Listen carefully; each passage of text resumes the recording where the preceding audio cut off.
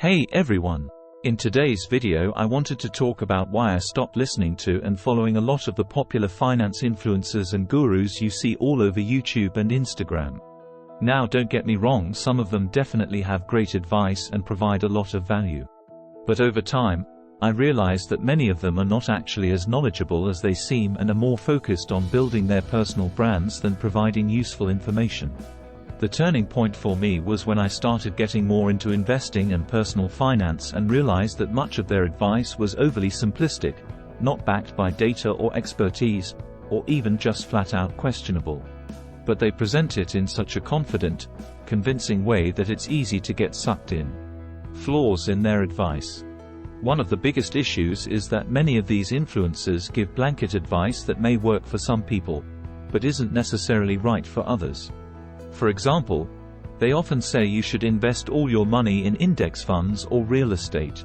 While that strategy works for some, it ignores the fact that everyone's financial situation and risk tolerance is different. Some people may want to take a more active role in picking stocks or have enough wealth to consider alternative assets. Others may be carrying high-interest debt and would be better off focusing on paying that down first.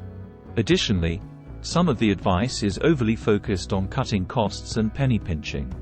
Telling people not to buy coffees and make other extreme lifestyle sacrifices may help you save money, but it ignores the importance of balance and enjoyment in life. In many cases, the advice also seems to be more about what generates views, likes, and subscribes rather than providing thoughtful financial strategies. It's all about clickbait headlines and reaction-provoking statements rather than nuanced discussions about building long-term wealth. Questionable credentials. This leads me to another major issue: the credentials, or lack thereof, of many of these finance influencers. While a few are certified financial planners or have backgrounds working in finance, many have no formal qualifications whatsoever. They simply read a few books, watched some YouTube videos, opened their own Robinhood account, and suddenly declare themselves as experts on how to get rich quick. But reading Rich Dad, Poor Dad and buying some crypto doesn't mean you have the knowledge needed to advise others on complex financial matters related to investing, taxes, estate planning, and more. And while they may have had some initial success with basic strategies like index funds, that doesn't necessarily translate to expertise on more advanced strategies. Nor does it qualify them to speak broadly on financial topics that require a deeper understanding of economics, tax code, and risk management.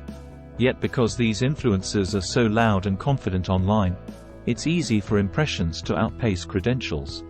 I certainly fell for more than a few before realizing I should probably listen to people with proven expertise. Conflicts of interest. Finally, many finance influencers have major conflicts of interest that they rarely acknowledge upfront. These include getting paid to promote certain companies, owning stocks or crypto assets they tell their followers to buy, or earning commissions for selling courses. While there's nothing inherently wrong with these methods of monetization, failing to disclose them is extremely sketchy in my opinion. Some influencers even go as far as talking up assets they own right before selling them, essentially pump and dumping while their followers are left holding the bag. Others advertise services that don't actually help people that much or rely on affiliates and shady data harvesting to earn money. So essentially they put building their personal profiles and incomes above providing honest advice, a big red flag for me. Conclusion. In summary, while there are certainly great finance influencers out there, many that I followed for a long time ultimately disappointed me. Blanket advice ignoring personal situations, questionable credentials, conflicts of interest, and more made me realize they were more focused on themselves than helping me. If you do follow influencers, I recommend taking a very critical eye to examine their credentials, potential biases in their advice, and whether they disclose how they monetize. Get your information from multiple reputable sources, not just the person with the most Instagram followers. And as always, focusing on the basics like living below your means, avoiding high-interest debt, and investing early and consistently is the true path to long-term wealth. No get-rich-quick scheme or influencer tips can replace that.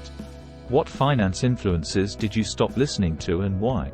Feel free to share your experiences in the comments. If you got value, Please like and subscribe, and I'll see you in the next video.